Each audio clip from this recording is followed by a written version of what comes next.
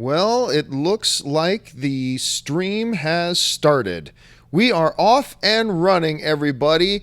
How y'all doing on this glorious evening? My name is John Campea. I am the senior producer of Collider Video, and I am so glad you decided to make me a part of your Friday evening.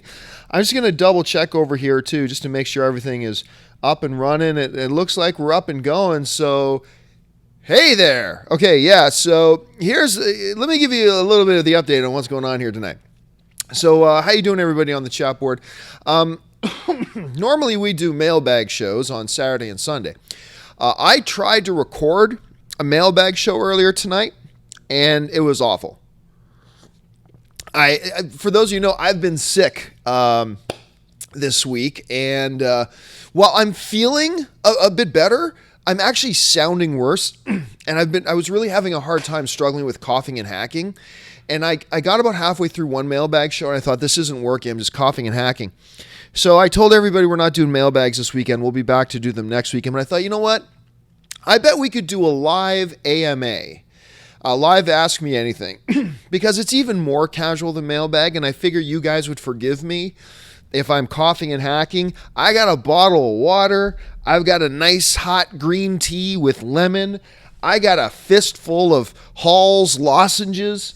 So I'm pretty good to go here. So I want to say hi to everybody in the chat board. Thank you for joining me tonight on this Friday night. Now, to get a question to me, don't bother asking a question in the chat board, because the chat board, it moves at like a million miles an hour. I can never pick out a question. It would be ridiculous. So to make my life easier, tweet in a question to me, just because that way I can keep them organized and I can try to get through as many as I can. And just tweet me at this Twitter handle, at John Campea. Send on in some questions, and I will do my best to answer as many of the questions. You're going to see me looking this way a lot, because that's me looking at the chat board. I will answer as many as I can, and we'll see how well we can get through tonight. Stopping for some tea. You know, something great happened in the Collider Video Studios here this week. After being in this new studio for 6 months, we finally got internet. Yes, real internet. We've been using these Sprint 4G LTE hotspot boxes, which are not good. And we finally, just yesterday, 5:30 p.m. yesterday, we got real internet in the office, which means now when we do mailbags on the weekends, I can actually do it with somebody else, and somebody doesn't have to come into the studio. We can just hop on Skype and do it that way. It's going to be great. And we can even do some shows live now. We haven't been able to do shows live for quite a while. So I'm really excited about doing that. That's going to be a lot of fun. So yay, internet. And it means most of today I was doing wiring and everything, but whatever. So, hey, do me a favor, guys. If you see other people in the chat board this evening asking, hey, how do I get my question in? Do me a favor. Can you guys take the reins and let them know to just go ahead and tweet the question in, because that's just the best way for me to keep my eye on things. So I'm going to do my best. And like I said, it's pretty much an Ask Me Anything kind of night. So I will take any questions about anything. If you want to ask a movie question, sure, fine. We can ask me a movie question. That's fine too. You want to talk YouTube? You want to talk production? You want to talk behind the scenes? You want to talk just about anything? I am an open. I told you my cough is going to be annoying tonight. I'm going to be an open book tonight, and we'll just get through as much stuff here as we can. So, with that out of the way, let me go to the first question here. And the first question we've got pulled up and ready to go comes to us from Flying Badger, who writes, serious Ask Me Anything question. What is your role in the direction of Collider Video? Okay, no, actually, fair enough question. What is my role in Collider Video, in the direction of Collider Video? I mean, I am... What's the best way to put it? I set the direction for Collider Video. All decisions are when we go through our processes, the final decision is always mine.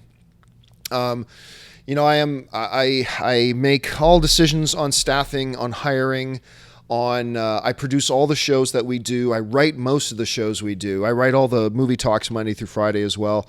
Pardon me. I decide who's going to be on what show. I try to figure out, for different shows, including our television recap shows now, I try to figure out what would be the best mix of people, mixed blend of people whose personalities would play off each other well. I approve the layout and the direction for all the shows. I make the final decisions on what shows we're going to do in the future and what shows we don't. So now I have an amazing team around me. I've got Dennis and Wendy. Dennis, who is, of course, our production manager. Wendy is our production coordinator and administrative person and my assistant around here.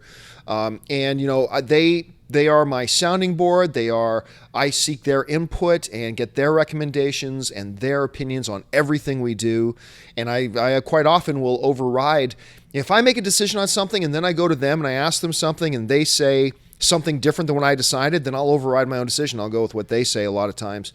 And then, of course, we have a great staff around us, and I get to take their input too. I mean, from John Schnapp, Christian Harloff, Mark Ellis, guys like that, and all of our great recap show staff. But when it comes down to who sets the direction for what Collider Video does and is, when it comes to all those sorts of decisions, all the blame for all the decisions ultimately lies with me. Like every bad decision that gets made around here, other than things that are completely beyond our control, are the blame for all bad decisions start and end with me. So yeah, so anyway, that's my role in the direction of Collider Video. All right, let's go back over to the questions. And Dave is asking, other than Back to the Future, what is your favorite time travel movie?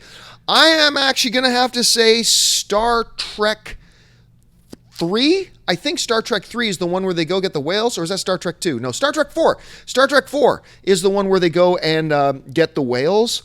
I love that. I love that movie so much. It's funny, it's charming, and it's just really cool. So that's my favorite time travel movie. All right, let's go back over there, and we've got Jerry85 asks, I'm from Europe, planning a trip to the States. Would it be possible to visit you guys in some capacity?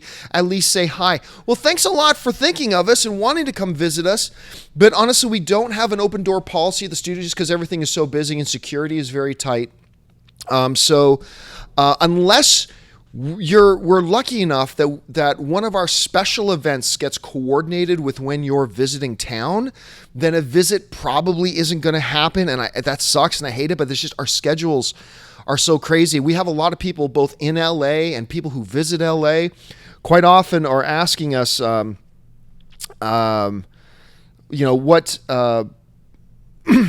can they come in? Sorry, guys, you're gonna see me pausing a lot because I'm also trying to pick out the next question. I don't have anybody here helping me, so I'm trying to juggle like 15 balls at once, and balls do not belong in these hands. Anyway, take that as you will. So anyway, it's very difficult for us to arrange for people to come and visit unless it's an official special event that we're doing. So keep your eyes open, and maybe we'll get lucky and we'll have a special event when you're visiting town. All right, going back over to the Twitter board, and Patty CJK writes, do you think you're going to do more recap shows? I really hope so. I mean, look, we started the recap shows, and we started with Blacklist, Empire, Arrow, Flash, Agents of S.H.I.E.L.D., and Supergirl. Now, as I've mentioned many times over the years, I'm one of these guys who I like to fail fast. See, I'm not afraid of trying new things and failing, but I like to fail fast. When I fail, I want to fail quick and move on from that failure.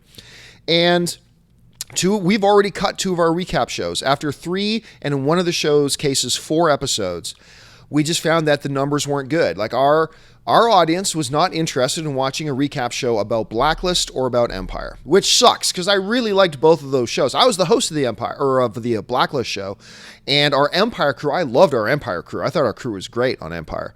But the numbers just weren't there. And that is your guys' way of communicating to us that you're not really interested. And the numbers weren't going up each week. They were going down each week. And while our other shows are doing really well. So we decided, all right, let's axe them. So we axed those two shows, and we've replaced them with Star Wars Rebels. We just did our first episode, over 25,000 views already on that Star Wars Rebels after show. We did already like quadruple the ratings that Blacklist was getting. So we did that, and we're going to be doing The Walking Dead. Now, I didn't want to do The Walking Dead, simply because The Walking Dead is a show that already has an official after show in The Talking Dead. So I really I wasn't interested in us going up against it. But when we were replacing two of the shows, Blacklist and Empire, we said, what are the shows that our fans are asking for the most? And by far, the show that you guys were asking for the most was clearly The Walking Dead. So even though I wasn't really interested in us putting a Walking Dead show together, you guys spoke and I listened. So we will be doing a Walking Dead to go along with our Star Wars Rebels. Now, hopefully, if all these shows work, then what we'll do is we will get, our parent company, Complex Media, will look at what we're doing and say, this is working. We're going to give you more money to do more shows, and we'll do like 12 shows instead of 6. So yes, the plan, fingers crossed, is for these shows to work. And if they continue to work, then we will be doing many, many more shows. So thank you so much for the question. All right, let's go on to the next one. And the next one comes from Topezalingius. I can't even say it. So, will there be more female involvement in movie talk every now and then? It all depends on who our cast is. Right now we have a lot of women on our overall crew, especially when you consider our recap network. We have Sinead, we have Ashley. One of them is on every single day.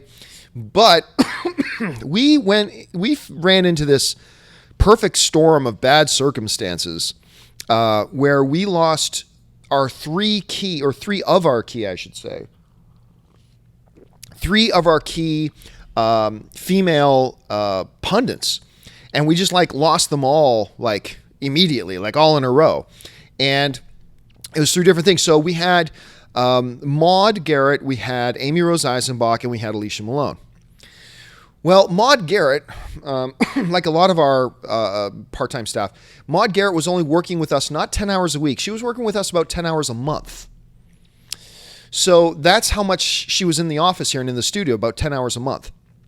And what happened was, I like to think partially because of her involvement here, Maude got a wonderful full-time job offer at SourceFed, full-time, to do what she loves to do. And so it was, she came in my office, told me about it, and I'm like, go, take that job. That's awesome.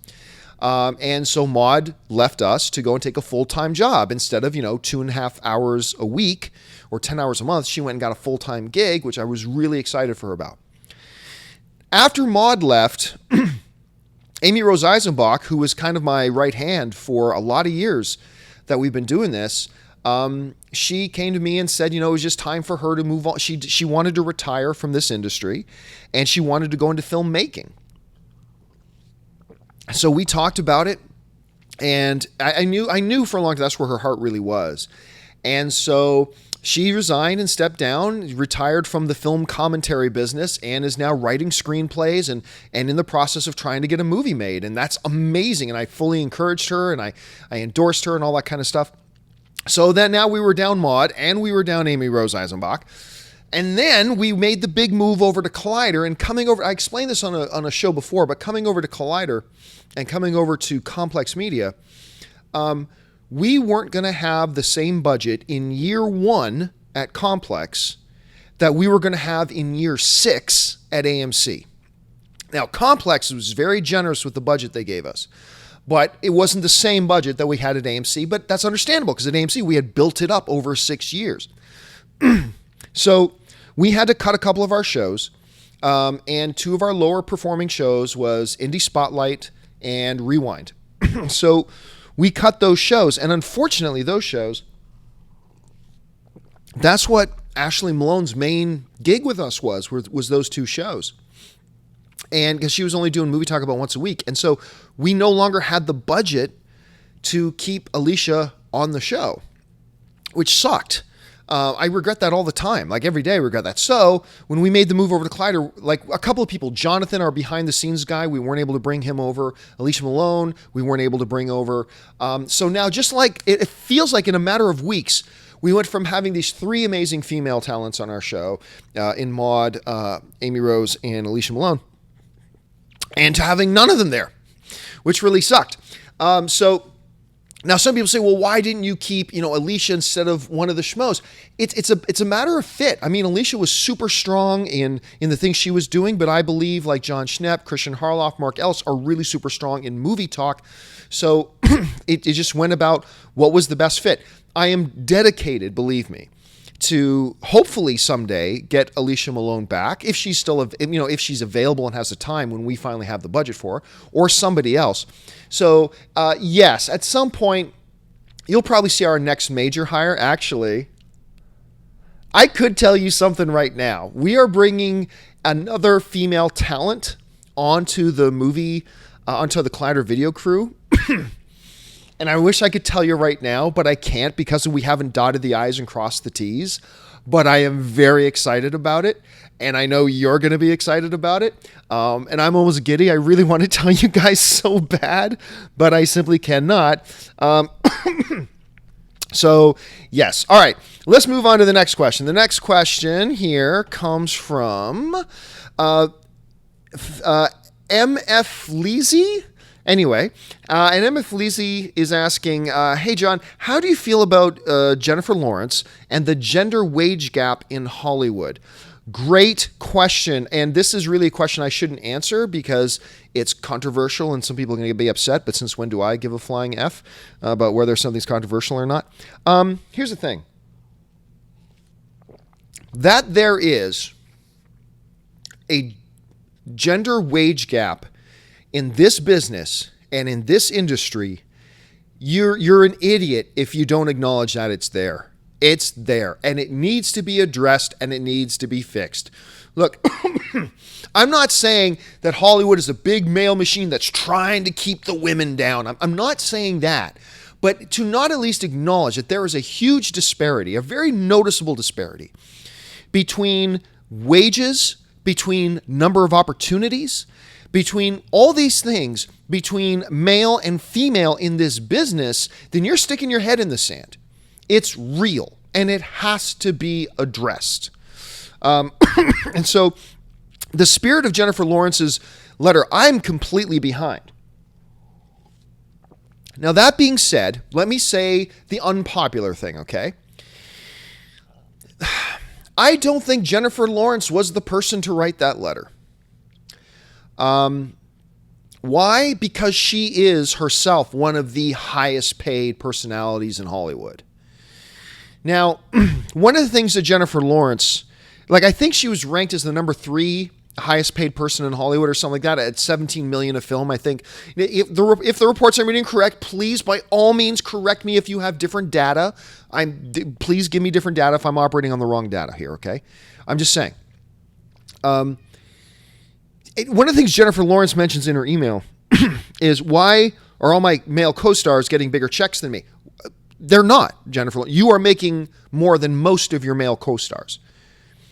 As a matter of fact, nobody in Hunger Games is making more money than you're making. None of your male cast make as much money as you. Now, if you're talking about Bradley Cooper, maybe that's different. And then but here's the thing. If Bradley Cooper is making more money than you, I'm going to make the argument, actually, that Bradley Cooper has earned more money than you. Now, understand what I mean by this. Bradley Cooper, and we're going at the upper echelon of these things. Bradley Cooper's been around a lot longer than you have in this business. I mean, he was a star on television in Alias and doing other things like that long before anybody ever saw You in Winter's Bone. And this dude is 3 times in a row Academy Award nominated for Best Picture, or for Best Lead Actor. I'm going to say now, Jennifer Lawrence has The Hunger Games. That's a huge money-making series. Yeah, but guess what? The Hunger Games was going to be a huge blockbuster money-making franchise, whether Jennifer Lawrence was in that role or whether another good actress is in that role. But if you take something like The Hangover, that was a movie nobody was paying attention to. And if it wasn't for Zach Galifianakis, Bradley Cooper, and Ed Helms, and their chemistry together and what they did in that film, that movie would have just been another little comedy blip that then disappeared. But instead it becomes something very special. Let's not talk about The Hangover 2 or 3. And I'll be honest with you, I don't think Jennifer Lawrence is all that good in the X-Men films.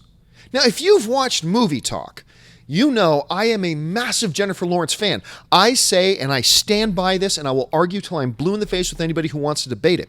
Jennifer Lawrence is going to be a massive name in this business for decades to come. She is not, a one-hit wonder. She is not the flavor of the week. This woman is dynamically talented. She's awesome, and she is going to be around. She's going to have a Meryl Streep kind of career. I totally believe that. But that being said, nobody really even heard of J-Law until like 2010, till 2010 with Winter's Bone. And she was very young at the time. Bradley Cooper is a more established star. I believe he has done more in the business. And I frankly actually think he might even be a better actor than Jennifer Lawrence. So when she says my co-stars, when Jennifer Lawrence writes, I'm tired of seeing why are my male co-stars getting paid more money than me? It's like, well, certainly none of your male co-stars in Hunger Games are getting paid anywhere near what you get paid. I'm positive about that. Are you talking about Bradley Cooper? Well, he's going to be near the top right now. 3 years in a row, Best Lead Actor nominated at the Academy Awards. Are you talking about Christian Bale? Maybe the number 1 actor in the world today? What other ones of your male co-stars? So while I completely agree 100% with the spirit of the letter that Jennifer Lawrence wrote, that there is a gender gap, there is a disparity between what men and women get, not just in terms of wages, but also in terms of opportunity. These things need to be addressed. I completely agree with the spirit of the letter, absolutely 100%. And you will hear me go off on this. That being said, I do question a little bit if Jennifer Lawrence, one of the highest paid performers in Hollywood, who's only been in the business for a couple of years, I'll be honest with you, I don't know that she's the person to write that letter. I think maybe Angelina Jolie is the person to write that letter. I think, if somebody like Anne Hathaway is probably the person to write that letter. So while I completely agree with the premise and the philosophy and the underlying meaning of the letter, 100%, I just personally don't think Jennifer Lawrence was the right person to write it. But if she's the only one who had the guts to stand up and write it, then I applaud her for that. It's just, once again, I just don't think she was the right person to write that letter. Anyway, let me move on. Let me see here. Once again, guys, you're going to have to forgive me that there are going to be pauses here because I have to find questions. I don't have somebody here picking them out for me. Let's see. Sorry, there were a lot of bad questions. Sorry, there were a lot of bad questions in the Twitter feed. Let's see. This one, it comes to us from Alex BRTN482, who writes, what are your biggest concerns for Batman vs. Superman and Suicide Squad? Well, Suicide Squad and Batman vs. Superman are 2 different movies. So let's just focus on one of them as far as that goes. My biggest concern about Batman versus Superman is, one, trying to do too much. If they just make Batman versus Superman a movie about introducing us all to all the Justice League members, that's a concern. I don't think they're going to do that. I feel actually pretty confident they're not going to do that. But that would be my biggest concern. My number 2 concern is, and this should be no surprise, is Gal Gadot as Wonder Woman. I mean, it's well established. I'm now cheering for her. Go Gal. I want her to be awesome in this movie. But that is my concern. I'm not going to go into all the reasons why I'm concerned about her as Wonder Woman again, but I'm concerned about it. But we're at the point now, guys, even if you're worried about her too late. Time to cheer for her. Time to get that Gal Gadot sports jersey. Time to get the flag that says "Go Gal Go," and it's time for us to start cheering for her. So let's put all the rest of it behind us and let's just start cheering for her and hope that's really good. But if you're going to ask me what are the 2 issues that I am personally most concerned about when it comes to Batman versus Superman, that would pretty much be it. Let's see here. All right, this one comes from. Who's it come from? It comes from Jose Gar, 76327297. And Jose is writing, "Hey, love the show. Ask me anything question. Have you ever considered doing a UFC after show?" As a matter of fact, yes, I have very much considered doing a UFC after show. Dennis and I are both massive UFC fanatics. And a lot of people know I actually trained with Randy Couture for a number of years at Randy Couture's gym for a number of years. And then I trained at the UFC facility. And I've been involved in martial arts or mixed martial arts for years, for a very long time, up until when I had my heart attack. That's another story. I had 2 heart attacks. It was, some of you have heard the story before, but I was, for those of you who know the UFC fighter, James Sandman Irvin, was a light heavyweight in the UFC, fought Anderson Silva, had a lot of great battles in the UFC. Anyway, I was finishing up a Muay Thai class with James Sandman Irvin. And my wife, Ann, was actually in a jiu-jitsu class at the time. So I was done my Muay Thai class, and I'm sitting on the bench, just putting on my shoes, just waiting for Ann to get done. I wasn't doing anything. Like, I wasn't exerting myself. I'm just sitting there now. I just came out of a Muay Thai class, right? Tons of exertion. Now I'm just sitting on this bench, and I get this massive pain in my shoulder, and I had a heart attack, as it turns out. I didn't know, though, that it was a heart attack at the time. I just thought I had shoulder pain. I thought I pulled something in my shoulder. But you ever stub your toe so bad that you start seeing stars in your eyes? Like, so much pain, you start seeing stars. It was hurting so much that I started to feel sick, and I started getting dizzy and everything. So I crawled into the bathroom because I thought I was going to puke. And a paramedic team was there training as well. And they saw me and they thought I didn't look so good because I don't look very good. Anyway, so they thought I didn't look so good. And they came in and checked on me, said, "Are you okay?" And by that point, the pain had passed. And I was like, no, I'm okay. And they're like, "Do you want us to take you to the hospital?" I'm like, no, I'm fine. I said, "I'll make a doctor's appointment to go figure out what that was, but I'm okay." So then Ann and I are driving home from the training facility, and it hit again. And this time we got home, I crawled into the bathroom again, thought I was going to puke, but it wasn't stopping. So I finally said to Ann, "I think you better call an ambulance." So the ambulance came and got me. I'm sorry, this is a long story, but for those of you who may not have known it. So the ambulance came and got me. And so they come and get me, and they're taking me to the hospital, and they take me in. The doctor comes in. They're like, "Okay, you're in your 30s. So you're young. You do lots of physical training, so you're in shape. You have no history of heart condition in your family. You don't do drugs." I don't even drink, but you don't do drugs, blah, blah, blah. So the doctor says to me, he goes, "Okay, well, what we know is that it's not a heart attack, but let us run some tests and see what it is." I'm like, "Okay, cool." So I'm laying there for another couple hours, and the doctor comes back and says, "Yeah, it turns out it was a heart attack. You had 2 heart attacks in an hour." And I'm like, "What?" So anyway, they had to, they kept me for a couple of days. They had to do a procedure. They figured out it was a fluke problem. I'm not going to go into all the details of what the problem was, but they figured out what the problem was. It was a fluke kind of a thing, and they were able to fix it. And I am glad to say that I am pretty much 100%. Everything's fine. Everything's good. Blah, blah, blah. What was the original question? UFC. My mind wanders. I'm not particularly bright. So anyway, I got off on that long story. Getting back to the UFC After Show. Dennis and I are considering doing a UFC After Show, but in case you haven't been able to tell, I literally start working about 5 o'clock in the morning, and I've been going home from the studio at like 10 or 11 o'clock at night. And adding more right now, before we get more money and before we get more resources and more staff, is a very daunting notion.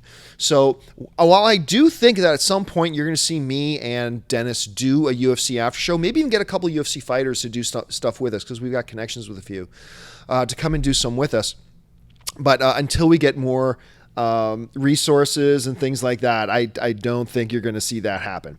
All right, sorry about that long story, guys. Let's move on to something else, something more fun than heart attacks. All right, Zachary is asking me a question about Gotham, and he writes, what are your overall thoughts on the show Gotham? I'm going to tell you, I tried to get into Gotham. I tried my best. I even watched the whole first season.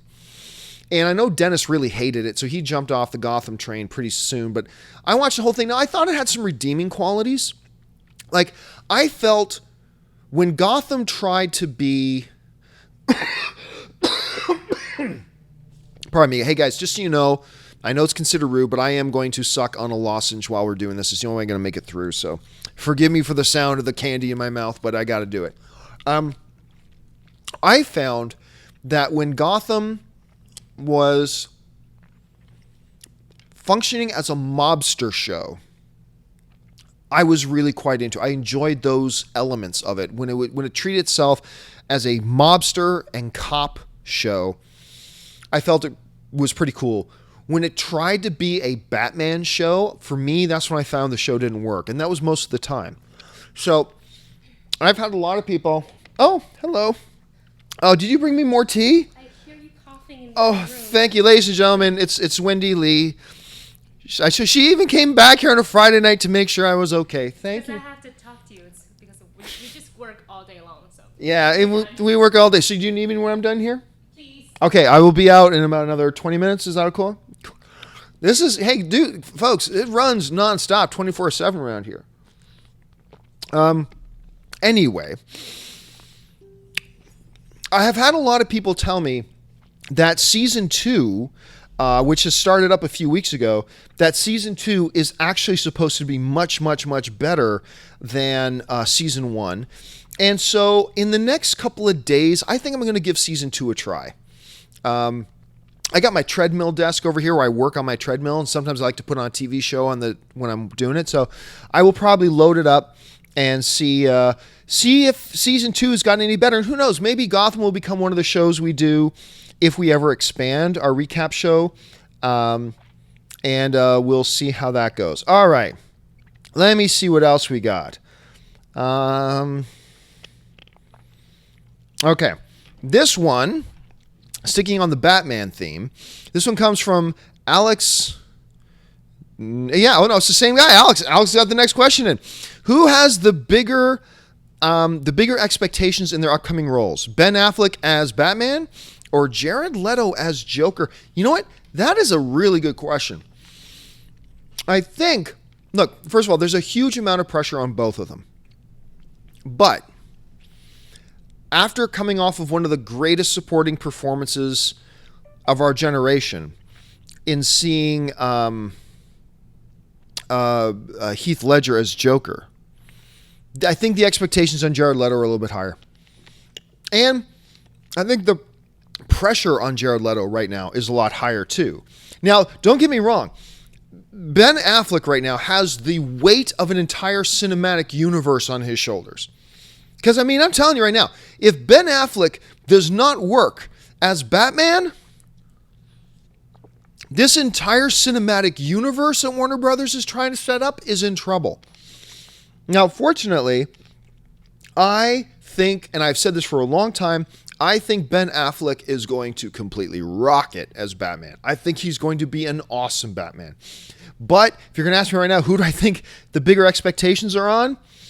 I think there's a lot of people out there who don't have many expectations for Ben Affleck as Batman. I think there's a lot of people who have very low expectations on Ben Affleck as Batman. So we'll see how that goes. All right, let's go on to the next question. And the next question comes to us from Xcolo7, who writes, did you decide on the cast for the recap show for The Walking Dead? As a matter of fact, just a little bit earlier tonight, Wendy and myself and Dennis, we sat down and we made the final decision on who was going to be our Walking Dead recap cast. And I'm very excited about this cast. On the Walking Dead recap cast will be from used to be on the Flash recap show and on our now shut down Empire recap show, Quinn Marie. She's going to be on our Walking Dead recap show. We've got John Roca, who's on the Flash recap show with me. He's going to be on the Walking Dead recap show.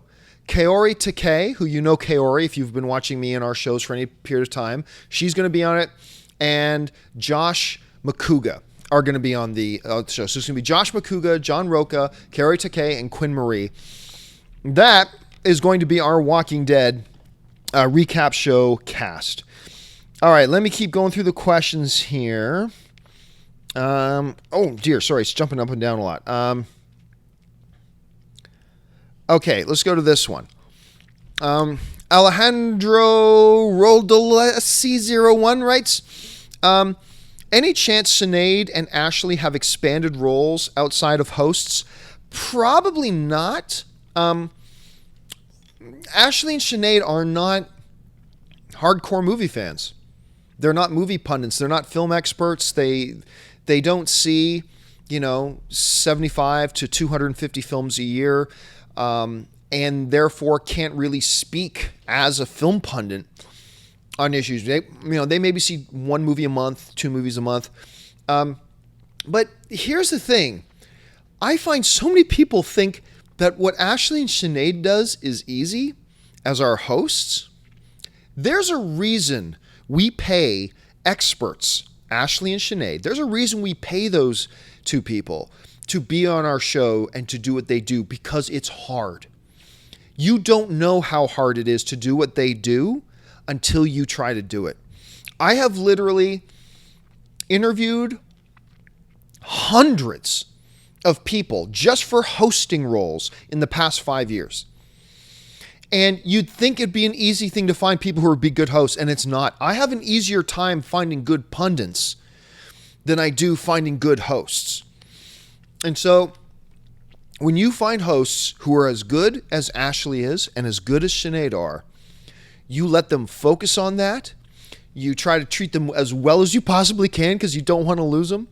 And you don't overburden them by making them do other things that they're not gifted at. So now, that being said, I would be lying to you if I didn't tell you that the topic of an Ashley and Sinead show hasn't come up. Because I am telling you, when we're all sitting around in our boardroom here, we've got the whole crew there, Ashley and Sinead crack us up. They crack us up on set. They crack us up behind the scenes. They are two really funny, quirky, high energy, wonderful girls. And I'm not going to lie to you. The concept of an Ashley and Sinead show has indeed come up. It has come up. But here's the thing. To put them on as film pundits would be disrespectful to our audience. You guys trust us to invest your time into watching our shows, to hear film commentary and stuff like that, and to put somebody in a position to give that film commentary or position on movies or films from somebody who doesn't even watch, like I said, 100, 200, 300 films a year, but rather somebody who watches like 15 films a year. I think that would be a disservice to you as our fans. It would be a disservice to Ashley and Sinead by taking them out of the area that they're gifted in. But make no mistake, folks, what Ashley and Sinead do is hard. And you might think I'm using hyperbole when I say I have an easier time finding pundits than I do finding gifted, talented hosts. I'm not. I have a much easier time finding pundits than I do finding talented, gifted, confident hosts. It's a really, really tough thing. Let me see. Da. Once again, guys, remember, I'm doing this by myself, so I have to look up questions. Forgive the pauses. All right, let's try this one here. This one comes to us from B. Wayne 212415. And B. Wayne's asking, how long do videos take to edit, and how long does it take for graphics to be created? Thanks. Well, if you haven't heard this rundown before, and for those of you just joining us, I'm super sick. Please forgive me. If you got a question, tweet it to me at this Twitter address here, right there. And I'm sucking on a lozenge because I'm sick. But anyway, here's our standard day. I start my day at about 5 o'clock in the morning, 5:30, sometimes 6. And I have 2 to 3 hours to write the show notes. So I write the show in 2 to 3 hours because the show notes have to be sent out by 8 a.m. every day. One of the reasons that the show notes have to be sent out by 8 a.m. is because our cast has to get the notes, know what the topics are, and start thinking about the things they want to say. But also because Ray, our graphics guy, and one of our production assistants here, Ray has to get the show notes, and he then has to start the process of putting together like the 15 to 18 individual graphics that we need for that day's show. And he's only got like 2 hours to do it because all the graphics have to be done by 10 a.m. Because at 10 a.m., Dennis, who is our production manager, he takes the show notes, he takes all the graphics that Ray has done, and he starts putting it all together in our editor. Then we shoot the show. We have a pre-production meeting at 10:15 in the morning with all the production staff and all the hosts. Then at 10:30, we start shooting. Now, we shoot the show as if it's doing it live. So like when you see a graphic come up, that's not it edited in later. We actually pull up the graphic live and all that kind of stuff. So by the time the show is over, we have as little editing to do as possible. Now, when the show is done, around 11:15, 11:30, we take that video file, we touch it up, we do a little bit of video editing. Usually it doesn't take any more than about 15 minutes to edit. Then we need about a half hour to render it, and then we need about 15 minutes to upload it. So, and then once all that's done now, it's about 12, 12:30, 1 o'clock in the afternoon. We've already been working since 5. So 5, 6, 7, 8, 9, 10, 11, 12, 1. So we've already been working 8 hours by the time we get that show uploaded. Now, once that's done, we have to get ready for whatever the next show is that day. So let's say it's Jedi Council. So Ray, the night before, already put all the graphics together. Dennis takes all that stuff, the show notes with the graphics, puts it all together. The cast, we meet, we talk, we get on the set, do the show, blah, blah, blah. And then the secondary show is done by about 3, 3:30, 4 o'clock. Then when that's done, we got to get ready for the recap shows that come up later in the evening. And on like Tuesdays, Wednesdays, and Thursdays, there's 2 recap shows on each night. So it's blah, blah, blah. And then finally, we usually leave somewhere between 10 p.m. and 11 p.m. It's kind of a crazy schedule we got going on around here. So hopefully that gives you a little bit of behind the scenes look into what goes on around here. All right. Let's see.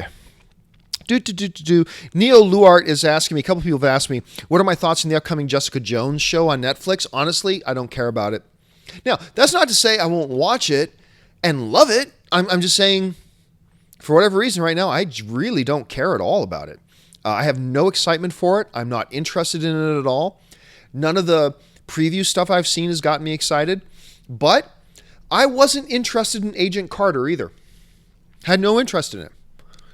Maybe that's because Agents of S.H.I.E.L.D. had turned me off so bad, but whatever.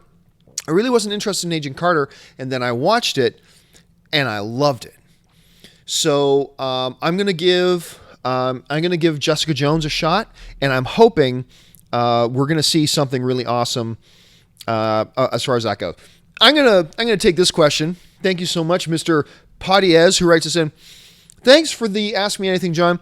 Could you tell us more about the Pride, what it's about, what is your writing routine? Thank you so much for the question. As some of you may know, I have my first novel coming out. Let me actually see if I can find my a good graphic for it here, and I'll pull it up and let you guys see it. I have a novel coming out in December. It is my first novel. It is called The Pride, and I did crowdsourcing for it through Kickstarter, and you guys helped me meet and exceed the Kickstarter goal, which I am so happy about and so excited about. So let me grab this here. Once again, guys, this is the glory of doing these shows without any production help. Okay, so here's this picture here. I'm going to let you see this picture. This is a work in progress. This is a look at the cover of the book, The Pride. You see in the front that the young guy is our lead character. His name is Petros. And that person behind him, that thing behind him, well, that is a dragon. And who that dragon is and what the dragon's relationship is to Petros and all that kind of stuff is I can't let you know because that would be a spoiler. So here's the basic gist of it. Thousands of years ago, a group of hundreds of dragons just woke up one day. They just woke up in the shadow of this giant mountain range in Europe somewhere. They had no idea who they were, where they come from, how they fell asleep, or why they woke up. They didn't know their identities. They had no knowledge whatsoever, complete amnesia. Now we fast forward to modern day, and we come across this guy Petros, and he has a connection to that race of Dracek, or dragons as we call them. But in the book they call themselves Dracek. And we follow characters like Agathon and Justinian and Petros and Cheryl and Katya and a whole bunch of other people along the way. And I don't want to tell you guys too much right now. I'm trying to keep it kind of under wraps, but please keep your eyes open for my new book, The Pride. I'm super excited about it. I cannot wait for it to be done. And I cannot wait to show it to you guys. Okay, scrolling through.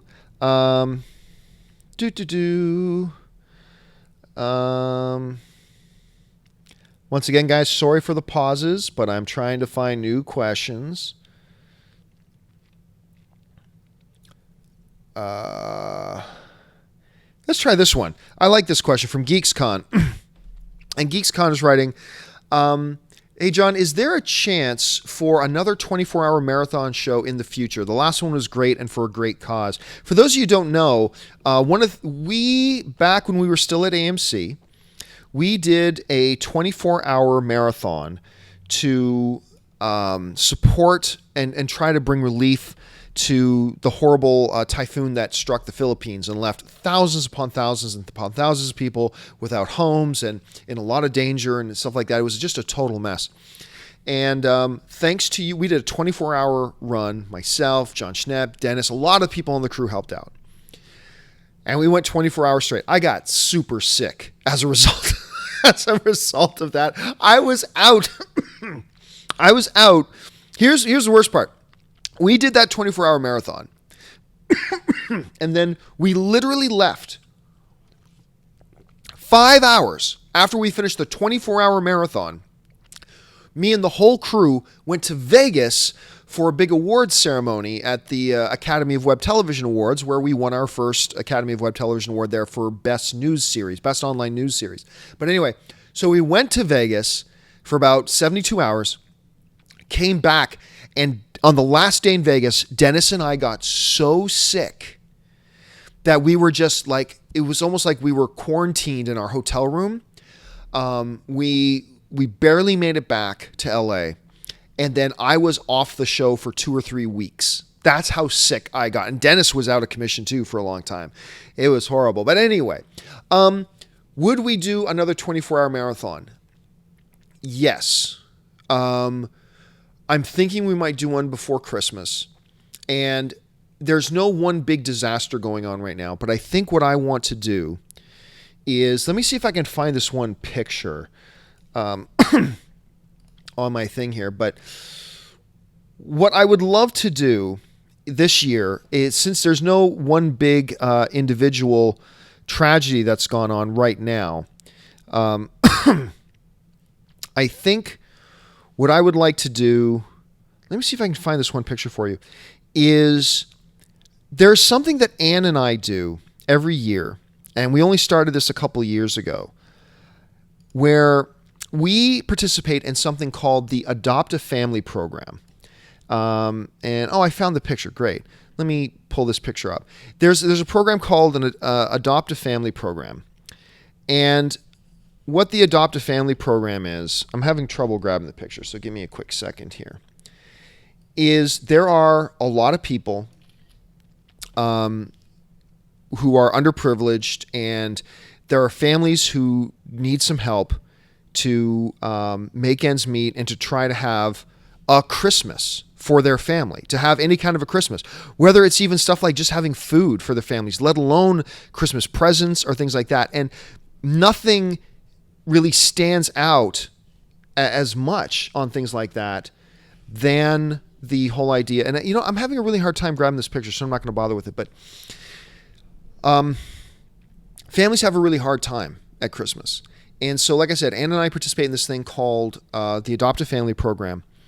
And the family from 2 years ago that we tried to help, let me see if I can bring up this picture this way a bit here. This is going to be an odd way of getting it, but let me try it here. The family from 2 years ago, never mind, I give up. The family from 2 years ago that we were helping was a woman who was a recovering drug addict and had 6 kids. And she was trying to go back to school now. She was recovering. She was in therapy, getting help for her drug addiction. She had 6 kids. She wanted to make a better life for her kids. And she was trying to go back to school. I mean, that's how much, you're broke if you're doing that. So Ann organized this and got together a bunch of money, and we went and we bought food, and we bought Christmas presents for her kids and all that kind of stuff. And now, years later, that young woman is still off drugs. She's still going to school, and she still writes us update letters about how her and her family do it. That's how much of an impact a little thing like that makes. Last year, we did it again. We had just an incredible experience last year with another family, another single mom, lots of kids, and was having a hard time making ends meet and having things come together. Here, I actually am going to bring up this one picture. It's kind of great. This is Ann and I walking. That's me with an armful of Christmas presents in my hands, going in to this house in central Los Angeles for this family that was really struggling. And this little 2-year-old girl, I'd never met this family. And this little 2-year-old girl comes running up, arms up, and had me pick her up. And I almost cried. I'm not lying. I almost cried. And the mom was so grateful, and we were able to do all that stuff. And so what I think I would like to do, I've seen what little acts like that, it takes next to nothing as far as our time and energy and our resources. Let's face it, if you've got a roof over your head and you've got a cell phone in your pocket, you're freaking rich. So, it takes next to nothing when it comes to time and resources that we have at our disposal, and I'm talking about all of us, to make a profound difference in some people's lives, especially parents who have kids, and who doesn't want to do good things for their kids at Christmas. And what I would think I would love to do is this coming holiday season, I would love to do, and we're going to do this, me and the staff have been talking about this, is get you guys involved too, to do some fundraising for Adopt a Family and raise as much money as we can so we can adopt as many families as we can this Christmas and make a difference. And I'm hoping that when the time comes for us to do something like that, I'm hoping you guys will really want to help out and be a part of that as well. All right, I'm just going to take a couple more because I am struggling here, guys. Let's see. I'm just going to write to the top here. You know what? Oh, I keep getting asked this, so I'll bring this up. I keep getting asked this. Just Code is asking, John, what kind of glasses you're wearing? These are called Gunnar glasses, Gunnar. They're specifically made for a certain type of light that comes off monitors and computer screens and things like that. They're made for video game players, actually, so that you don't get eye fatigue over because a certain light strains your eyes. And I have 3 giant 27-inch monitors in front of me. So whenever I got to sit in front of these monitors for a long period of time, I put these glasses on, and it has really helped me not get headaches and stay focused and things like that. So I recommend them. I think you can get them for about $70 to $100. You can buy them, but if you're in front of screens like this for a long period of time, I highly recommend it. Well, listen, guys, that will do it for me. I got to call it a night because I am fading. Thank you so much for joining me for this installment of this special AMA on a Friday night. My apologies that I wasn't able to do mailbag because I can get away on an AMA like this, stopping every 5 seconds, hawking, coughing, sucking kindness, but it was not working when I was trying to do mailbag. So I hope this makes up for it a little bit. Thanks so much. And hey guys, listen, don't forget, follow me on Twitter or follow me on Facebook, but follow me on Twitter or on Facebook at John Campea. I make a lot of announcements and give the heads up on Twitter there. So if you want to keep up to date on special announcements and things like that, follow me there. Thanks so much for joining us. Make sure you come back and join us for all of our Collider videos. Make sure you subscribe to our Collider Video YouTube channel. Make sure you bookmark collider.com and all that kind of wonderful stuff. Again, thanks so much for joining me, guys. My name is John Campea, and I will talk to you next time. Bye-bye.